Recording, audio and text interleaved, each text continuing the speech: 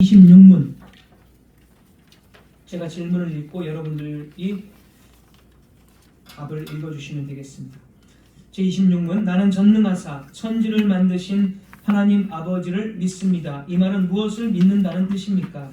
이 말은 우리 주 예수 그리스도의 영원한 아버지께서 하늘과 땅과 그 속에 있는 만물을 우리가 창조하셨으며 영원한 평균과 하나님은 여전히 그것들을 유지하고 다스리시는 분이시며 이 아들 그리스도 때문에 나의 하나님이시며 나의 아버지가 되시는 분이시며 그분을 내가 순전하게 신뢰하고 하나님께서 내 몸과 영혼의 평안을 모든 것을 채우시고 이 슬픈 세상에서 내게 당신께서 역경을 선으로 갖고 주실 것을 조금도 의심하지 않는다는 뜻입니다. 하나님은 전능하시고 그와 같이 있으시며 신실한 것이고 기꺼이 해주실 줄 믿는다는 것입니다. 아멘. 네, 우리 26문 한 번 더 우리 조금 더 보도록 하겠습니다. 우리 세 가지를 중점적으로 우리 교리문답에 나와 있는 대로 세 가지를 오늘 말씀을 드리도록 하겠습니다. 첫 번째는 창조에 대해서, 하나님의 창조에 대해서 말씀을 드립니다. 창조는 성경에서 우리가 가장 먼저 접하게 되는 하나님의 사역입니다. 만물의 이 창조, 이 기원에 대해서 사람들이 증명을 하려고 하지만 과학으로는 이 창조를 증명할 수가 없습니다. 왜냐하면 과학 자체도 시간, 하나님의 창조에 하나님이 시간을 창조하셨는데 모든 것을 하나님의 창조하신 시간 안에서 시작된 것이기 때문에 결국에 그것도 이 피조 세계의 일이기 때문에 피조 세계가 없었던 그 처음 그 창조 그 세계를 이 과학이 절대로 증명을 할 수가 없다는 것입니다. 따라서 경험이나 경험적 탐구로는 사물, 이 세상의 기원에 대해서 아무것도 밝혀낼 수가 없습니다. 뿐만 아니라 철학적인 것 또는 사색 이런 것들을 통해서 인류는 창조 또는 하나님의 이 세상의 기원 이런 것들을 밝혀내려고 했지만은 이런 것들도 역시 하나님의 창조나 또는 이 세상의 기원에 대해서 밝혀낼 수가 없습니다. 오직 성경을 통해서 우리는 하나님의 창조가 무엇이고 이 세상 만물의 기원이 무엇인지를 밝혀낼 수가 있습니다.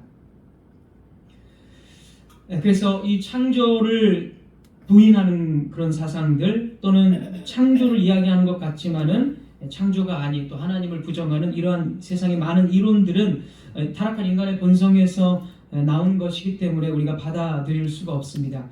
성경은 유일하며 참되신 하나님이 계시고 오직 만물이 그분에게서 창조되었다라는 사실을 분명하게 말씀하고 있습니다. 시편 90편 2절에서 산이 생기기 전 땅과 세계도 주께서 조성하시기 전 곧 영원부터 영원까지 주는 하나님이시니이다. 하나님이 영원 전부터 존재하셨다 이렇게 말씀하시고 계시록 4장 11절 우리 주 하나님이여 영광과 존귀와 능력을 받으시는 것이 합당하오니 주께서 만물을 지으신지라 만물이 주의 뜻대로 있었고 또 지으심을 받았나이다. 하나님은 세상이 생기기 전 영원 전부터 계셨습니다. 만약 하나님이 계시지 않은 때가 있었다면 또는 그래서 하나님이 만들어지셨다면 그건 하나님이 아닌 것입니다. 단지 피조물일 뿐입니다. 피조물은 만들어지지만 창조주는 만들어지지 않습니다. 성경의 명확한 가르침은 이것입니다. 곧 하나님이 영원 전부터 존재하셨고 세상은 그 시작이 있다라는 것입니다. 하나님은 그의 말씀만으로 만물들이 생겨날 정도로 능력이 지극하시며 또한 없는 것들을 마치 있는 것처럼 부르시는 전능하신 주님이십니다. 우리가 창세기 1장을 읽어보면 이 1장은 창세기 이 시작은 설명이 없습니다. 논리나 설득도 없고 단지 하나님이 천지를 창조하시니라 하나님에 대한 선포, 진리에 대한 선언과 선포만 있을 뿐입니다. 이 태초에라는 말은 시간의 출발점이라는 뜻입니다. 시간의 출발점, 처음 시작, 시간의 원점이라는 뜻입니다. 그래서 하나님께서 이 시간을 출발하게 하셨다. 시간조차도 하나님의 창조물이다. 이렇게 우리는 이해해야 하는 것입니다. 하나님은 시간을 만드신 분이십니다. 그리고 하나님께서 창조하셨다, 창조하시니라, 이 단어 역시 무에서 유를, 아무것도 없는 무에서 유를 창조했을 때, 새로운 것을 만들었을 때의 그 의미가 됩니다. 인간이 무언가를 만들어냈다고 했을 때의 그 단어와는 다릅니다. 그래서 이 창조하시니라, 이 단어는 짜맞추다 또는 재료를 가지고 만들다, 이런 인간의 만드는 것과 다른 그런 것이 아니라 무에서 유를 창조하다, 이런 뜻이 되겠습니다. 이 고대 여러 그 문헌 중에는 신들에 대한 그런 문헌들이 상당히 많은데, 그 중에 하나는 이 창조 신화도 역시 있습니다. 그 중에 하나를 간단하게 말하면, 이 창조가 어떻게 됐냐면 신들이 서로 싸웁니다. 싸워서 어떤 한 신이 이제 다른 신을 이깁니다.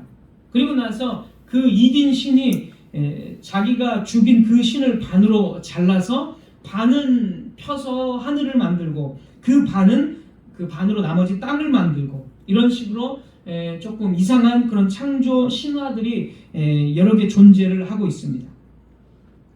그래서 이런 창조 신화는 이미 이 물질들이 존재하고 그리고 나서 인간 세상을 이렇게 창조하셨다, 이런 식으로 이야기를 합니다. 그러나 하나님은 재료를 가지고 창조를 하신 것이 아니라 정말 아무것도 없는 이 무의 상태에서 세상을 창조하셨습니다. 그리고 이 창조는 과정이 있습니다. 하나님께서 창조하셨을 때 그냥 단번에 창조하신 것이 아니라 질서를 통해서 창조를 하셨고, 점점 더 이렇게 채워가는 방식으로 창조를 하셨습니다. 처음 이 세상의 상태는 아직 생명이 살기에 적합하지 않는 상태입니다. 처음에 하나님께서 이 세상을 창조하셨을 때는 단지 그냥 이 지구를 예로 들자면 그냥 아무것도 없는 이 흑암의 상태, 뭐 우주 자체도 다 그렇겠지만은 생명이 지구에 살 수 없는 흑암과 혼돈의 상태였다라고 분명히 말합니다. 처음 창조의 상태는 아무것도 없는 상태입니다. 그래서 혼돈, 그러니까 이제 그냥 이 세상의 상태입니다. 혼돈의 상태였다라고 말합니다. 혼돈. 그리고 공허하다, 이렇게 나와 있습니다. 공허, 아무것도 없는 황량한 상태, 단지 그냥 이 세상만 있는 상태, 텅 빈, 이런 뜻이고, 그 다음에 흑암의 상태입니다. 흑암, 창세기 1장 2절을 보면 혼돈, 공허, 흑암. 흑암은 말 그대로 정말 칠흑같이 어두운 그러한 상태이고, 그 다음에 이제 깊음이라는 상태입니다. 깊음, 밑을 알 수 없는 그러한 아주 깊은 심연의 상태, 이렇게 말하고 있습니다. 그래서 이 물 같은 것이 이렇게 아주 덮어 있는 그런 상태라고 볼 수가 있습니다.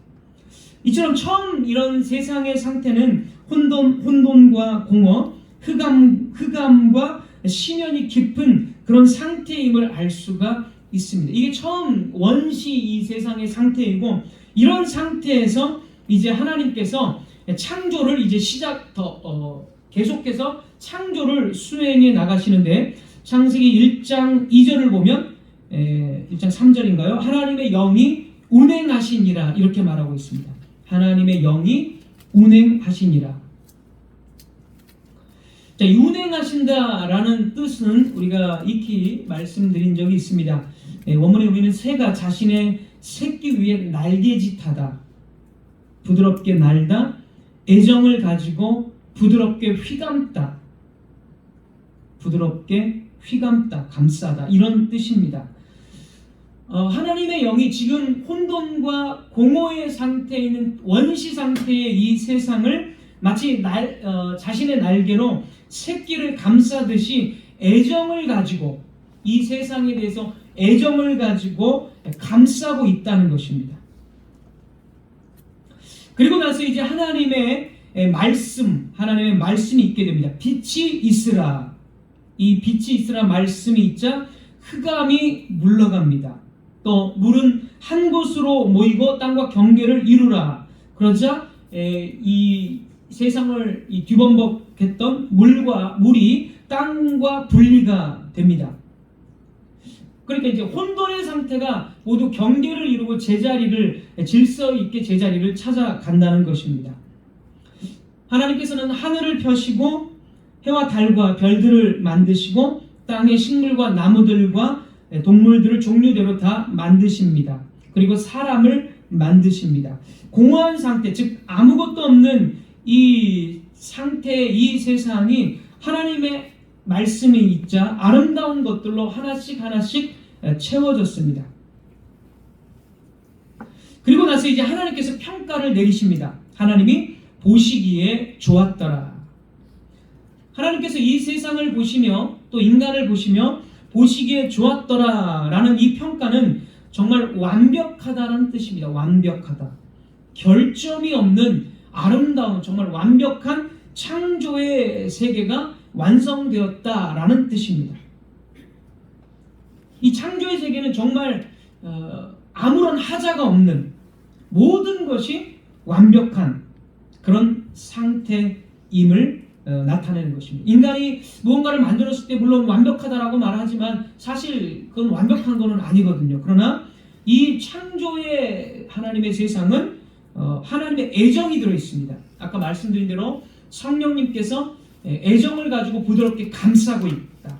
그리고 하나님께서 평가를 내리셨을 때 하자없는 완벽하고 아름다운 신이 좋은 상태, 이렇게 하나님께서 창세기 1장을 평가를 내리셨다는 것이죠. 자, 창세기 1장의 분위기 또한 우리가 창세기 1장의 분위기를 봤을 때 이 분위기는 정말 뭐랄까요? 일단은 창세기 1장의 이 문체는 이 그냥 딱딱한 어떤 신문 같은 그런 문체가 아니라 시 형식 또는 노래 형식을 띠고 있습니다. 시와 노래. 길게 산문 스타일로 기록하지 않고 이 최소한의 단어들을 시처럼 사용하고 있고, 그 다음에 이제 노래처럼 후렴구가 계속 반복됩니다. 하나님이 이르시되, 이런 것들이 10번 정도 반복이 되고, 보시기에 좋았더라 이런 것들이 7번 정도 노래의 후렴구처럼 반복되면서 한편의 어떤 시나 또는 한편의 노래처럼 이 창조 세계가 너무나 아름답고 너무나 하나님의 작품으로서 완벽하다라는 것을 이 문체 속에서도 우리는 1장에서 분명히 읽어낼 수가 있습니다. 이렇듯 이 세상은 정말 하나님이 애정을 가지고 당신의 말씀으로, 그리고 성령님의 애정 어린 품으심으로, 그리고 이 질서 있게 창조가 되었다, 조화롭게 창조가, 완벽하게 창조가 되었다라는 것입니다. 그래서 누가 이것을 저절로 생겨났다라고 말할 수가 없는 것입니다. 사실 우리가 물론 진화론자들의 그런 사상들 또는 무신론자들의 사상들, 뭐 유물론자들의 이런 사상들을 우리가 얼마든지 당연히 그들의 사상도 사실 너무나 빈약한 사상들입니다. 이게 보면 그래서 뭐 지식인들이라든지 뭐 과학자들이라든지 이런 사람들이 뭐 유물론 뭐 이야기는 하겠지만 유물론을 믿느냐? 전혀 믿지 않습니다. 왜냐하면 유물론은 그냥 철학이기 때문에 철학. 그냥 뭐 니체 같은 사람, 뭐 이런 사람들이 계속 주장하고 뭐 마르크스 이런 사람들이 주장하는 하나의 철학이지, 과학자들이 뭐 하나님을 부인하고 창조를 부인한다 할지라도 그렇다고 과학자들이 뭐 유물론을 믿는다든지 뭐 이런 걸 믿을까요? 전혀 믿지 않습니다. 단지 그건 하나의 종교, 하나의 철학 체계일 뿐입니다. 그건 종교이기 때문에 전혀 뭐 정말 궁색하고 정말 빈약한 이론에 불과합니다. 네, 그래서 우리가 뭐 그런 것들 뭐 반박 다 할 수 있고 하지만 중요한 것은 뭐냐면 그런 것을 다 반박을 하는 것도 정말 중요합니다. 그러나 우리는 창세기 1장을 보면서 이렇게 아름다운 창조의 세상을 하나님께서 이렇게 펼쳐 놓으셨는데 1장을 보면서 정말 그 하나님을 정말 찬양하고 하나님의 창조에 감탄하면서 하나님께서 이렇게 아름다운 창조의 세계를 펼치셨구나. 하나님께서 우리 인간을 창조하셨는데 인간의 존엄성을 이야기하고 인간의 어떤 아름다움을, 인권을 이야기하고 세상은 많이 이야기합니다. 하지만 우리가 세상의 어떤 논리를 따라서 인권을 이야기할 필요가 없이 하나님의 작품이고 하나님이 보시기에 심히 좋았다라고 여기에 우리가 의지한다면 나의 존엄성, 나의 가치를 굳이 세상 철학이나 세상의 사상들을 끌어와서 세상에서 이렇게만 하니까 난 소중해, 이럴 필요가 전혀 없다라는 것이죠. 창세기 1장의 이 아름다운 창조에 압도되어져서 하나님께서 인간을 이렇게 창조하셨고 이런 아름다운 세상의 통치자로 인간을 대리자로서 딱 세워두셨다면 다른 모든 이론은 사실 필요 없이 여기서 우리는 인간의 어떤 존엄성이나 어떤 자부심, 하나님의 형상으로서의 어떤 그런 대단함, 이런 하나님을 느끼면서 이렇게 창조하신 하나님을 우리는 찬양하는 거죠. 궁색하고 종교인 그런 그 유물론이나 무신론 이런 것에 우리가 괜히 휩쓸릴 필요가 없이. 그래서 우리는 세상 사람들이 아무리 진화론, 유물론 이런 것들을 말할지라도 이 창조 1장을 보면서 이렇게 아름다운 창조의 세상을 감상하고 하나님을 찬양해야 하는 것입니다. 세상의 과학이라든지 그리고 세상이 어떤 우연에 의해서 생기고 진화를 거쳐서 또 물질이 하나님처럼 영원히 이미 존재했다라는 식의 이런 유물론들, 이런 사상들은 하나님께서 아름답게 창조하신 하나님의 세계를 깎아내릴 뿐만이 아니라 인간과 동물이 다를 바가 없다고 여기는 인간의 이 존엄성까지도 깎아내리는 행위입니다.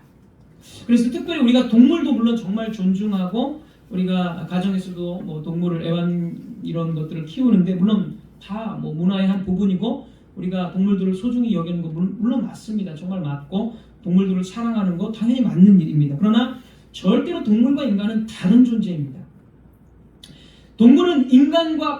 우리는 동물과 구별된 하나님의 형상이라는 것, 여기서부터 우리의 존재 자체가 완전히 달라진다는 것을 우리는 분명히 기억해야 합니다.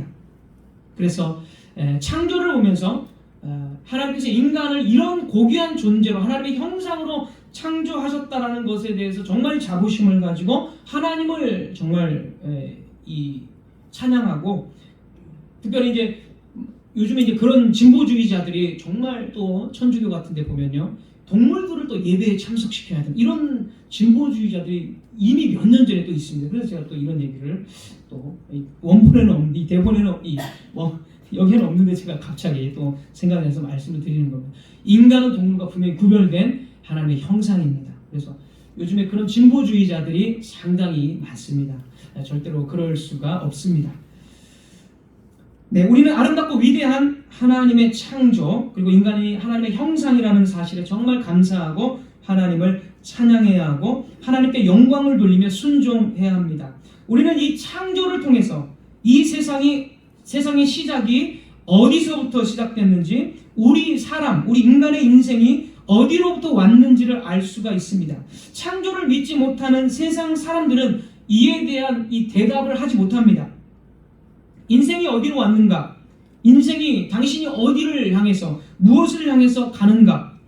당신은 무엇을 목적으로 사는가?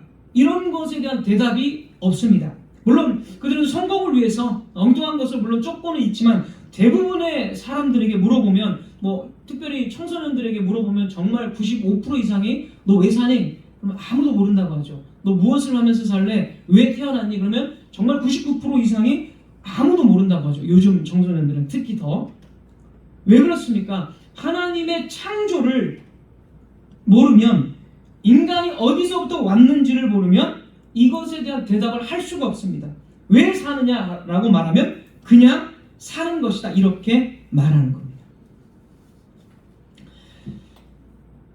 그러나 하나님께서는 창조를 통해서 분명히 우리에게 말씀하십니다. 사람은 하나님으로부터 왔고 우주 만물의 시작은 하나님으로부터 되었다. 이것이 바로 창조의 신앙입니다. 로마서 11장 36절 이는 만물이 주에게서 나오고 주로 말미암고 주에게로 돌아갑니다.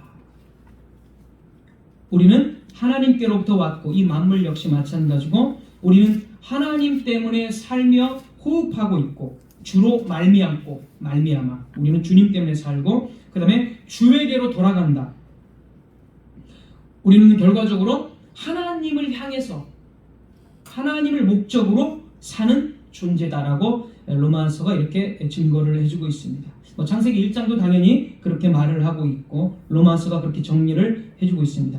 그래서 우리의 모든 존재와 가지고 있는 모든 것과 살아가는 모든 힘과 방편이 하나님께로부터 비롯되어져서 나왔다라는 것입니다. 인간은 하나님을 떠나서는 생각할 수가 없는 존재입니다. 자꾸 하나님과 분리해서 나라는 존재를 생각하려고 하고 하나님과 분리해서 내가 사는 목적을 생각하려고 하고 하나님과 분리해서 내가 무엇을 내 꿈을 이루어야겠다라고 생각을 하는 거 절대로 사실은 그럴 수가 없습니다. 인간의 타락한 본성이 자꾸 하나님과 독립해서 무언가를 생각하고 꿈을 이루려고 하는 것은 인간의 타락한 본성이지 원래는 인간은 절대 그 어느 것도 하나님과 독립해서는 생각할 수 없습니다. 그렇게 하나님과 독립해서 생각할 때 그는 전혀 엉뚱한 길, 하나님이 제시하신 그 목적이 아니라 엉뚱한 길로 규결할 수밖에 없는 것입니다. 따라서 우리가 하나님의 창조를 배울 때에 단지 하나님이 창조하셨다, 하나님이 영원전에 존재하셨다 여기서만 배우고 끝나는 것이 아니라 나는 하나님을 떠나서 스스로 존재할 수 없는, 하나님을 떠나서 독립적으로 존재할 수 없는 사람입니다. 나의 기원이 하나님께 있고 나의 모든 것이 하나님께로부터 말미암았습니다. 나는 하나님을 향해서 살아가고 있는 존재입니다 라는 고백과 삶의 태도를 우리는 가져야 한다라는 것입니다. 인간은 이성과 자유의지를 가지고 있기 때문에 스스로 인생을 설계하고 하나님에게서 떨어져서 살 수 있다라고 생각을 합니다. 특별히 18세기, 19세기 합리주의와 이성주의가 발달하면서 과학주의가 발달하면서 인간들은 자신감이 넘쳤습니다. 그래서 이제 하나님은 우리의 인생에 이제 참여하지 않으셔도 된다. 인간 스스로 모든 것을 다 할 수 있다라고 그들은 자신 있게 인간은 이렇게 이야기했습니다.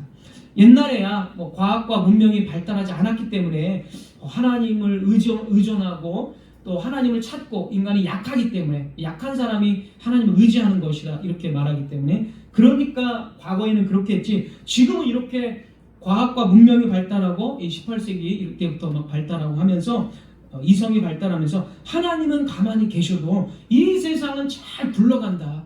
우리가 국가끼리 서로 연합해서 어떤 기구들을 만들고 또 어떤 조약들을 평화의 조약들을 만들어서 이 세상은 정말 잘 이렇게 굴러갈 수 있다라고 하나님 없이도 이 세상 역사를 주관하며 만들어갈 수 있다라고 자부를 했습니다. 하지만 아시다시피 세계 제1차, 2차 세계대전을 통해서 지구는 정말 이 세상은 정말 인간은 아무것도 하나님이 붙드심이 없이는 살 수 없다라는 것을 뼈저리 거기서 사실 많은 그 사상가들이 세계 1, 2차 대전을 겪으면서 인간은 안 된다. 인간에게는 희망이 없다라는 것을 양심적으로 그렇게 고백을 많이 했습니다. 그 당시에. 여러분 오늘날도 어떻습니까? 물론 유엔이라는 기구가 있고 인간의 어떤 각 이 대표들의 어떤 서약을 통해서 평화의 조약들을 통해서 또는 어떤 것을 통해서 서로 평화의 관계를 맺고 있지만 그럼에도 불구하고 하나님께서 이 세상을 붙드시지 않는다면 하나님께서 창조하시고 섭리하시는 그 하나님이 없다면 이 세상이 계속 유지될 수 있을까요? 절대로 유지될 수 없습니다. 인간이 악함에도 불구하고 물론 인간은 핵무기를 다 갖고 있기 때문에 이제 나라들이 핵무기 터지는 게 무서워서 서로 공격을 안 하는 건 맞습니다. 핵무기가 무서우니까 서로 정말 핵무기 하나 터지면 한 국가는 진짜 자멸하기 때문에 핵무기가 무서워서 서로 공격을 정말 많이 못하는 것은 사실입니다. 그럼에도 불구하고 하나님께서 이 세상을 유지하시고 붙들어 주시기 때문에 이 세상이 유지되는 것이지 국가의 대표들이 잘 협약을 하고 평화의 조약을 맺었기 때문에 유엔이라는 기구가 있기 때문에 이 세상이 유지되는 것은 결코 아니라는 것입니다. 결코. 그래서 이 역사, 이 인간의 모든 세상은 하나님 없이는 스스로 독립되어져서 이 세상은 운영이 될 수가 없다라는 것입니다. 현대인들은 자신이 많은 것들을 알고 있다고, 그리고 막강한 지식과 자원이 있기 때문에 하나님이 없이 살 수 있다라고 생각합니다. 그래서 그들은 하나님께 작별 인사를 하고 하나님을 머릿속에서 항상 지웁니다. 그러나 여러분, 진짜 인생, 참된 행복은 하나님을 의존함으로부터 나오는 것입니다. 하나님을 인정하고 그분께로부터 공급받아서 내가 살아가고 그분 없이는 살 수 없다라는 전적인 의존, 이것이 바로 진짜 인생이고 진짜 행복임을 우리는 기억해야 합니다. 시편 기자가 고백한 것처럼 하나님을 가까이함이 복이라. 하나님의 말씀대로 사는 것이 시냇가에 심은 나무처럼 과실을 맺고 열매를 맺고 꽃을 피운다는 정말 행복한 사람임을 시편 기자가 말한 것처럼, 행복하도다, 이 시작이 행복하도다잖아요, 시편 1편이. 이런 사람임을 여러분 정말 기억하시고 창조주 하나님과 전적으로 관련되고 그분과 함께하는 우리 여러분 되시기를 바라겠습니다. 두 번째는 창조주는 우리의 아버지라는 것을 한 번 더, 지난주에 말씀드렸지만 한 번 더 조금 더 살펴봅니다. 창조주는 우리의 아버지. 자, 우리 교리문답은 하나님께서 우리의 아버지라고 불리워질 때 어떤 입장에서 이야기하고 있는지를 살펴봐야 됩니다. 26문의 대답 보면 첫 부분을 보면 성부 하나님을 나 혹은 우리의 아버지라고 하지 않고 우리 주 예수 그리스도의 영원하신 아버지라고 부르고 있습니다. 그리고 지난번에 봤지만 한 번 더 보면 셋째 줄 보면 그의 아들 그리스도 때문에 나의 하나님, 그의 아들 그리스도 때문에 나의 하나님이다라고 이렇게 부를 수 있게 되었다라고 말합니다. 자, 즉 교리문답의 논리를 따르자면 창조주 하나님은 원래는 우리 아버지가 아닌 것입니다. 성부 하나님은 예수 그리스도의 아버지이시지 우리의 아버지는 원래 아니었다는 것입니다. 자, 이 구절에서 성부 하나님은 본래는 그리스도의 아버지셨던 분이신데 이제는 나의 하나님 아버지가 되셨다라고 고백을 한다라는 것입니다. 자, 교리의 문답이 말하는 강조점은 우리가 하나님을 아버지라고 부를 수 있는 이유는 하나님께서 우리를 창조하셨기 때문에일까요? 이 세상이 다 하나님 아버지의 작품이기 때문에, 창조의 작품이기 때문에 우리가 하나님을 아버지라고 부를 수 있다라고 말하는 것입니까? 전혀 그렇지 않다라는 것입니다. 하나님께서 모든 인간을, 불신자 또한 모든 인간, 불신자 포함해서 모든 인간을 하나님께서 창조하셨습니다. 그렇다면 모든 인간이 하나님을 아버지라고 부를 수 있습니까? 그렇게 말하는 사람들이 의외로 많이 있습니다. 하나님의 작품이고 우리 다 하나님이 창조하셨는데 우리도 하나님의 자녀가 아니냐, 이렇게 말하는 사람들이 있습니다. 그러나 그런 것이 아니라는 것입니다. 출애굽기 4장 22절에서 하나님은 이스라엘을 내 아들, 내 장자라고 하셨습니다. 그러므로 이스라엘 민족이 하나님을 아버지라고 부를 수 있었습니다. 하나님이 아모스를 통해서 아모스 3장 2절, 아모스 3장 2절, 내가 땅의 모든 족속 가운데 너희만을 알았나니 라고 말씀하십니다. 물론 하나님은 모든 민족들을 다 아셨지만 이스라엘 민족만을 알았다. 그러니까 이스라엘 민족이 하나님의 자녀다라고 하나님께서는 이렇게 말씀을 하신 것입니다. 또한 로마서 8장 15절입니다. 로마서 8장 15절, 너희는 다시 무서워하는 종의 영을 받지 아니하고 양자의 영을 받았으므로 우리가 아빠 아버지라고 부르짖느니라. 여기서 너희는, 바울은 누구에게 편지를 쓰고 있습니까? 너희, 교회, 그리스도인들을 향해서 너희 이렇게 말을 하고 있습니다. 이 로마서는 세상에 보내는 편지가 아니라 주 예수님 안에 있는 그리스도의 영을 갖고 있는 사람들에게 보낸 특별한 편지입니다. 그러니까 그리스도인들이 하나님을 아빠, 아버지라고 부를 수 있다는 것이죠. 또한 주님은 주님은 외관상 아브라함의 후손이고 할례를 행했지만 믿음이 없는 유대인들에게 다음과 같이 말씀을 하셨습니다. 아브라함의 후손입니다. 분명. 그리고 할례를 그들은 다 행했습니다. 분명히 하나님의 자녀라고 생각하겠지만 예수님께서는 요한복음 8장 42절 예수께서 이르시되 하나님이 너희 아버지였으면 너희가 나를 사랑하였으리니 하나님은 너희 아버지가 아니라는 것이죠. 이어서 좀 더 구체적으로 말씀하십니다. 44절 요한복음 8장 44절 너희는 너희 아비 마귀에게서 났으니 너희 아비의 욕심대로 너희가 행하고자 하느니라. 하나님 아버지가 아니라 그들은 사단의 종, 사단에게서 났다는 것입니다. 사단. 몇 개의 구절만 가지고도 모든 사람이 이런 특별한 의미로서 하나님을 아버지로 부를 수 없다라는 것은 분명하게 증거가 됩니다. 주님께서는 이렇게 분명한 구분을 하셨습니다. 하나님을 아버지라고 부를 수 있는 사람들은 오직 예수 그리스도 안에 있는 사람들입니다. 이처럼 교리문답이 성부 하나님께서 우리의 아버지가 되시는 이유는 그의 아들 그리스도 때문이다. 그리스도의 구속 때문이다라고 분명하게 이런 입장에 견지해서 말을 하고 있는 것입니다. 하나님을 아버지라고 부를 수 있는 것은 자연적으로 하나님이 우리를 다 창조하신 것은 사실이니까 창조하셨기 때문에 자연적으로 된 일이 아닙니다. 특별 계시, 예수 그리스도라는 특별 계시인 그분을 통해서 우리는 하나님을 우리 아버지라고 부를 수 있게 된 것입니다. 그래서 교리문답은 특별 계시인 예수 그리스도의 구속을 이 창조 때에도 이야기를 하고 있습니다. 그만큼 사도신경을 정말 복음으로 단순히 하나님의 존재, 단순히 하나님의 창조 여기서 멈추지 않고 그리스도의 구속까지 포함시켜서 창조주 하나님을 고백하도록 이 교리문답의 작성자는 아주 이렇게 심혈을 기울여서 만들었다는 것입니다.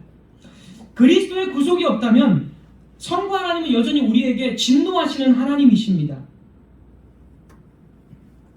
어떤 믿지 않는 사람이 정말 선한 일을 행했을 때 자신이 생각하는 선한 일을 행하고 하나님 앞에 나아갔을 때 하나님은 그 선한 일을 받아주실까요? 아니라는 걸 여러분 다 아실 것입니다. 아무리 믿지 않는 사람들이 선한 일을 가지고 많은 공로를 가지고 하나님 아버지께 섰을지라도 그는 진노의 하나님을 맛보게 될 것입니다. 왜냐하면 그는 그리스도의 구속을 가지고 하나님께 나아가지 않았기 때문입니다. 그러니까 우리는 자연인의 상태는 인간 본연의 상태, 그리스도의 구속이 적용되지 않는 본연의 상태입니다. 이 자연인의 상태에서는 그 어느 누구도 하나님을 아버지라고 부를 수 없고 하나님 앞에 나아갈 수가 없습니다. 그렇게 하나님 앞에 나아갔다가는 하나님의 진노, 그 심판을 받을 수밖에 없는 것입니다. 그래서 우리는 그리스도가 없다면 하나님은 우리에게 무서운 진노를 일으키시는 분으로밖에 볼 수가 없습니다.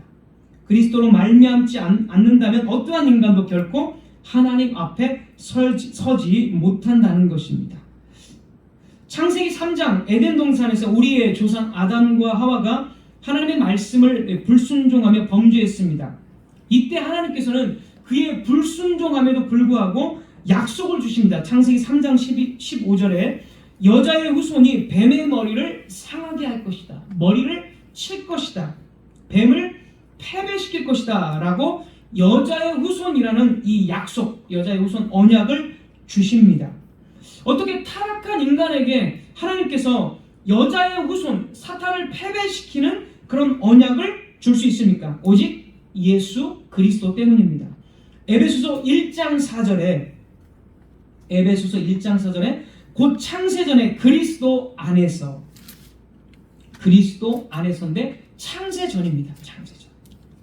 그러니까 예수 그리스도 안에서 여자의 후손 언약을 주실 수 있었던 것입니다. 예수 그리스도가 아니고서는 범죄한 아담과 하와에게 결코 여자의 후손, 구속자의 언약을 주실 수가 없는 것입니다. 그래서 교리문답이 말하는 우리는 논리를 따라서 우리가 하나님을 아버지라고 부를 수 있는 것은 전적으로 그리스도의 구속의 사역 때문이다라고 우리는 고백을 해야 합니다. 창조주 하나님께서 그리스도 때문에 나의 아버지가 되신다라는 이 한 줄은 정말 구원의 총체가 될 수가 있습니다. 왜냐하면 창조주 하나님, 그리고 아버지, 그리고 그리스도의 구속이 그 안에 들어가 있기 때문입니다. 사도신경은 이렇게 시작부터 우리에게 복음을 들려주고 있습니다. 그리스도의 구속을 우리는 통해서 하나님을 더 잘 섬길 수가 있고 하나님을 아버지라고 부를 수 있습니다. 그리스도의 구속을 통해서. 마지막으로 세 번째, 하나님의 전능하심을 말하고 있습니다. 우리 교리문답은 하나님의 전능하심. 세 번째, 하나님의 전능하심. 하나님의 전능하심은 성경 곳곳에서 수없이 나타납니다. 만일 하나님께서 천지를 창조하셨고 그 만물을 지금 붙드시고 계신다면 하나님보다 더 강한 자는 없다는 뜻입니다. 하나님께서 만드신 이 세상에서 일어나는 모든 일을 하나님께서 주권적으로 다 지배하신다면 하나님보다 더 능력이 있고 더 강한 신은 없다라는 뜻입니다. 그래서 하나님께서는 창조를 통해서 하나님의 전능하심을 분명하게 나타내십니다. 시편 33편 6절에서 9절을 보면 시편 33편 6절에서 9절을 보면 여호와의 말씀으로 하늘이 지음이 되었으며 그 만상을 그의 입 기운으로 이루었도다.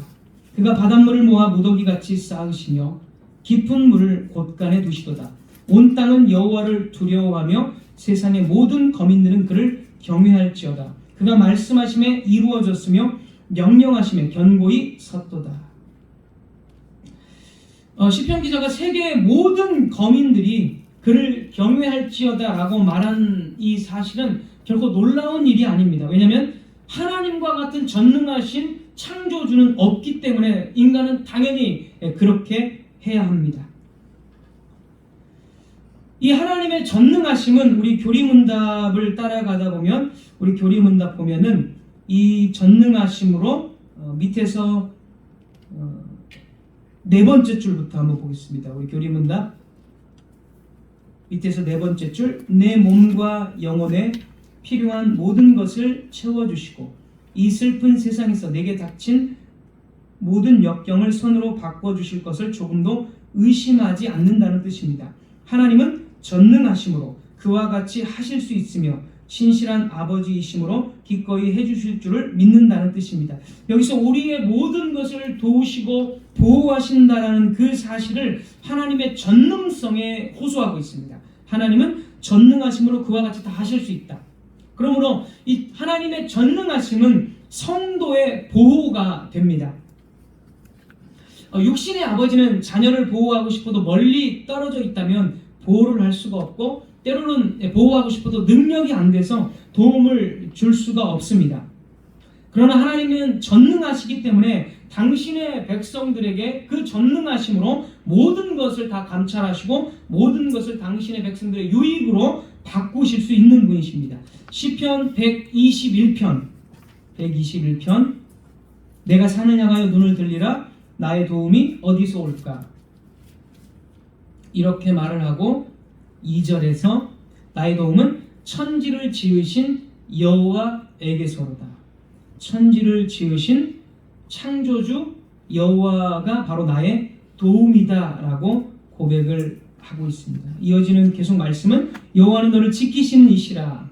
여호와께서 내 오른쪽에서 내 그늘이 되시나니 낮의 해가 너를 상하지 않게 하지 아니하며 밤의 달도 너를 해치지 아니하리로다. 여호와께서 너를 지켜 모든 환난을 면하게 하시며 또 내 영혼을 지키시리로다. 여호와께서 너의 출입을 지금부터 영원까지 지키시리로다. 창조주 하나님, 전능하신 하나님은 우리를 지키시고 보호하시고 모든 것을 공급해 주시는 하나님이심을 성경은 그렇게 말하고 있습니다. 자, 시편 146편 역시 인간을 의지하는 것과 하나님을 의지하는 것을 대조합니다. 시편 146편 3, 4절. 자, 이 부분만 하고 말씀을 맺도록 하겠습니다. 시편 146편 3, 4절. 귀인들을 의지하지 말며 도울 힘이 없는 인생도 의지하지 말지니 그의 호흡이 끊어지면 흙으로 돌아가서 그날에 그의 생각이 소멸하리로다. 인생에 의지하지 말라. 그 다음에 이제 하나님에 대해서 이제 다르게 말합니다. 5절 146편 5절 야곱의 하나님을 자기의 도움으로 삼으며 여호와 자기 하나님에게 자기의 소망을 두는 자는 복이 있도다. 하나님 우리 아버지이시고 전능하신 분으로서 우리는 그를 자기의 도움으로 삼아야 바로 복이 있다라는 것입니다. 죄로 얼룩진 우리들을 위해서 자신의 아들을 보내시고 구원하신 하나님, 그리고 우리의 모든 삶을 감찰하시고 도우시고 선으로 유익으로 바꾸시는 그런 전능하신 하나님을 우리는 의지하고 우리의 하나님 아버지를 고백해야 하는 것입니다. 이런 말씀들을 통해서 보면 우리는 진화론이라든지 유물론 이런 것들이 얼마나 악한 것인지를 우리는 알 수가 있습니다. 이 세상이 진화되어서 만들어졌다고 주장하는 것은 전능하신 하나님의 전능하심 또한 부정하는 것입니다. 그렇게 주장하는 것은 하나님과 상관없이도 무엇인가가 일어날 수 있다라고 말하는 것입니다.